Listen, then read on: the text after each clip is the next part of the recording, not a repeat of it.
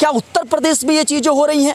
वहाँ पे जहाँ योगी आदित्यनाथ की सरकार ये नारा देती है कि बटोगे तो कटोगे, एक रहोगे तो सेफ रहोगे। भाजपा की सरकार है और जिस भाजपा का ये नारा है कि हिंदू राष्ट्र बनाना है, उस राज्य में जहाँ योगी आदित्यनाथ जैसा मुख्यमंत्री हो, कट्टर हिंदुत्व की छवि हो, वहाँ पर हिंदू परिवारों को एक जगह से पलायन करना पड़े, ये बड़ा विषय है। क्या आजमगढ़ उत्तर प्रदेश से बाहर है?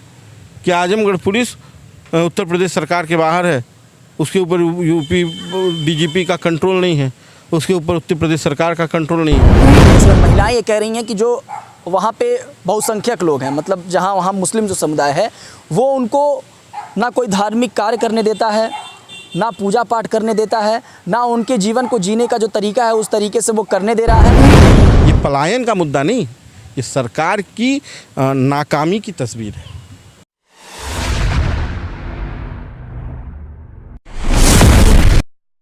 दोस्तों नमस्कार।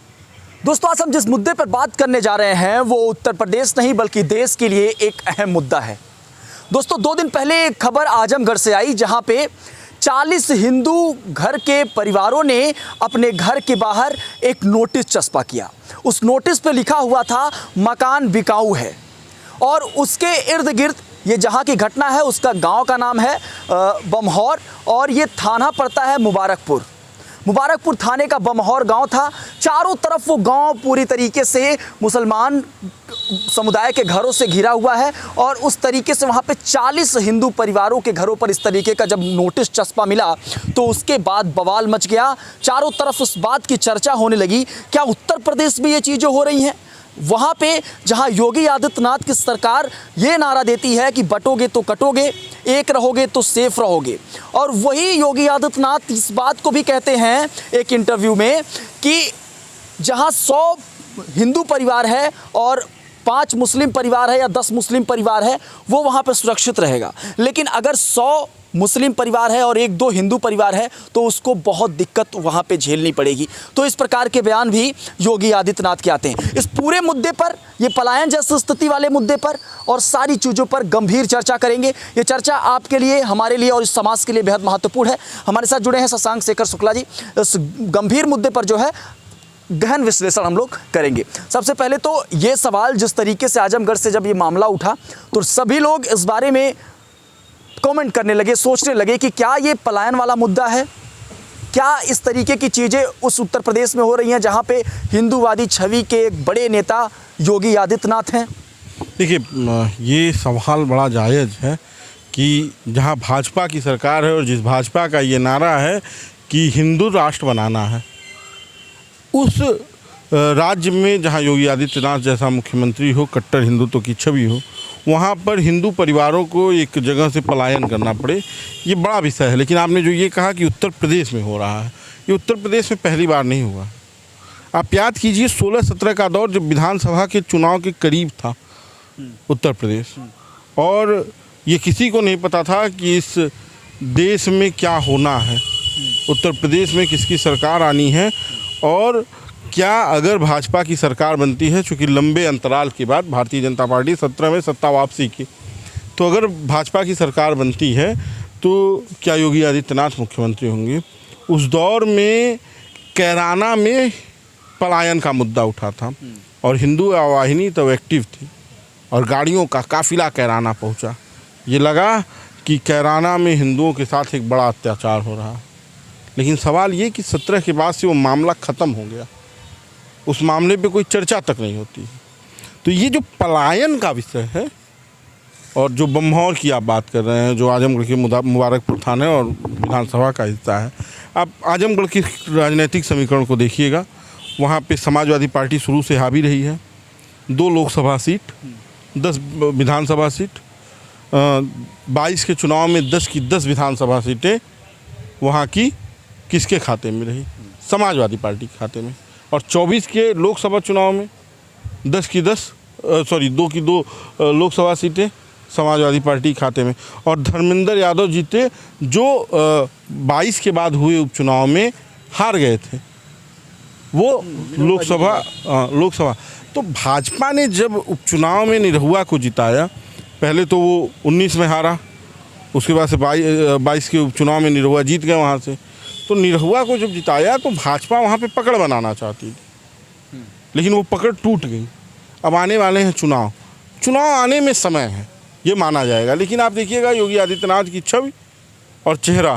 योगी आदित्यनाथ महाराष्ट्र में ये बयान देते हैं कि कटोगे तो बटोगे, एक रहोगे तो सेफ रहोगे। तो बिहार का भी चुनाव आने वाला है, लेकिन चर्चा उत्तर प्रदेश से क्यों उठी गई है? क्योंकि वो बताएंगे कि उत्तर प्रदेश में थोड़ी सी सुगबुगाहट हुई और हमने देखिए उसे ख़त्म कर दिया। तो इसका राजनीतिक महत्व भी है। हर पार्टी, हर नेता जब अपने विस्तार को देखता है, क्योंकि इस समय प्रधानमंत्री के तौर पे, अगले प्रधानमंत्री के तौर पे किसी का नाम लिया जाता है तो अमित शाह से मजबूती से योगी आदित्यनाथ का लिया जा रहा है। फिर हिंदू राष्ट्र की बात आती है, सारे धर्माचार्य अपने मंचों से कहते हैं हिंदू राष्ट्र बनना चाहिए, ठीक। और फिर बात कहाँ होती है? प्रधानमंत्री कहते हैं ये सबका देश है, ये गांधी का देश है। और फिर वो बयान जिसे आपने कोट किया कि वो कहते हैं कि जहाँ 100 घर हिंदू हैं और 10 घर मुसलमान तो वो सेफ़ है, लेकिन जहाँ 50 घर मुसलमान हैं और 5 घर हिंदू वो अनसेफ है। तो इन सारे समीकरणों को जो आप देखेंगे, इन सारे चीज़ों को जब आप पिरोएंगे तो आपको समझ में आएगा कि ये राजनीतिक समीकरण है। बम्हौर गाँव ऐसे ही पूरे देश में चर्चा में रहा है। गुलशन कुमार की हत्या में जिस कट्टे का इस्तेमाल कहा जाता है किया गया था, वो बम्हौर से बना था। वहाँ पे आप जाइए, चर्चा करिए आजमगढ़ में, मुबारकपुर में, कि बम्हौर की कहानी क्या है। तो वहाँ बताया जाता है खाट पे गोलियाँ सुखाई जाती हैं। गोलियाँ सुखाने की चीज़ नहीं है, स्टील की बनती है, भीगी थोड़ी ना, कागज़ थोड़ी ना सुखाई जाएंगी। लेकिन ये चर्चा है, ये माहौल है। ये बताया जाता है कि फलाने नेता के काफ़िले में ये गाड़ियाँ थीं, 1500 गाड़ियाँ थी, उसमें से तो 1500 में से 900 गाड़ियाँ पता चला सड़क पे आम आदमी लेकर चल रहा था, उसे भी गिना दिया गया। तो ये बताया जाता है। ऐसे जब बम्हौर की घटना हुई तो उसके बाद लोगों के बाइट, लोगों के वीडियोस वायरल हुए, जिसमें महिलाएं ये कह रही हैं कि जो वहाँ पे बहुसंख्यक लोग हैं, मतलब जहाँ वहाँ मुस्लिम जो समुदाय है, वो उनको ना कोई धार्मिक कार्य करने देता है, ना पूजा पाठ करने देता है, ना उनके जीवन को जीने का जो तरीका है उस तरीके से वो करने दे रहा है। मिला जुला के बात ये है कि वहाँ पे उनको जैसे एक दिनचर्या उनका चलता है उसमें अड़चन डालने की कोशिश जो है वो एक खास समुदाय जो है उनको लेकर कर रहा है, और यहाँ तक कि डीजे तक नहीं बजाने देते। देखिए, अब ये बात जो है, ये इससे मेरी असहमति नहीं है। हो सकता है ये हो, इसमें कोई दो राय भी नहीं है कि नहीं होगा अगर वो कह रहे हैं। लेकिन विषय ये है कि क्या ये पलायन का मुद्दा है? क्या इसके लिए योगी आदित्यनाथ की सरकार में जहाँ कहा जा रहा है कि लॉ एंड ऑर्डर एकदम मेंटेन है, क्या पुलिस वाले नहीं सुन रहे हैं? क्या आजमगढ़ उत्तर प्रदेश से बाहर है? क्या आजमगढ़ पुलिस उत्तर प्रदेश सरकार के बाहर है? उसके ऊपर यूपी डीजीपी का कंट्रोल नहीं है, उसके ऊपर उत्तर प्रदेश सरकार का कंट्रोल नहीं है। क्या आजमगढ़ एक अलग राष्ट्र है? नहीं, वो भारत का अभिन्न हिस्सा है, उत्तर प्रदेश के हिस्से में आता है और उत्तर प्रदेश के मुखिया योगी आदित्यनाथ हैं। तो ये सवाल वहाँ के प्रशासन से ज़्यादा उत्तर प्रदेश की सरकार पर कि ये स्थितियाँ कैसे हैं। क्या आपकी एलआई रिपोर्टिंग इतनी कमज़ोर है?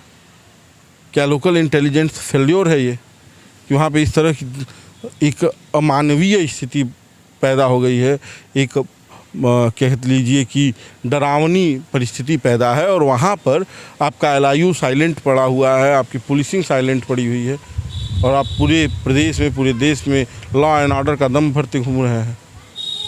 ये सवाल नहीं होना चाहिए। इसके लिए फेल्योर किसका है, ये एक बड़ा विषय है। ये पलायन का मुद्दा नहीं, ये सरकार की नाकामी की तस्वीर है।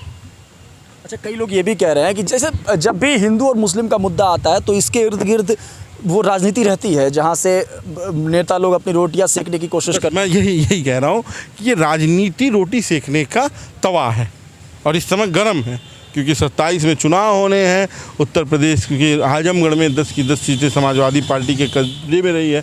लोग कहते हैं सपा का गढ़ है, मुसलमानों का गढ़ नहीं कहा जाता आजमगढ़ को, समाजवादी पार्टी का गढ़। और समाजवादी पार्टी कहाँ जुड़ा था? मुल्ला मुलायम, तो उसे सपा का गढ़ कहा जाता है।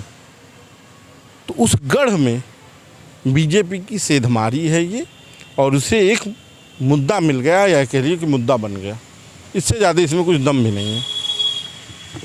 तो दोस्तों, समझने वाली बात यह है कि जिस तरीके से आजमगढ़ में वो मुद्दा उठा, वहाँ पे लोगों के वीडियोस वायरल हुए, महिलाएं ये कहती हुई नज़र आ रही थी कि जो वहाँ पे बहुसंख्यक है, चूँकि वहाँ पे हिंदू अल्पसंख्यक है उस गांव में, तो वहाँ पे जो चीज़ें हैं वो इस तरीके से बनी हुई हैं कि वहाँ पे डीजे बजा नहीं सकते हैं, वहाँ पे लोग रोकते हैं, बहन बेटियों के साथ उनके छेड़खानी होती है, वो भी एक खास समुदाय करता है। वहाँ पे नारे नहीं लगाने दिए जाते हैं, उन पे धार्मिक काम नहीं करने दिया जाता है, उनका शादी ब्याह और तमाम समारोह नहीं करने को मिलता है, वो भी एक खास समुदाय से। तो ये सारी चीज़ें चल रही हैं और इसके इर्द गिर्द पलायन के मुद्दे जो हैं वो इसके सेंटर में हैं और ये किनारे किनारे एक तरीके से कह सकते हैं परिधीय राजनीति है। तो आप इस पूरे मामले में कैसे अपना दृष्टिकोण रखते हैं, अपनी प्रतिक्रिया दीजिएगा। बने रहें बेधड़क खबर के साथ।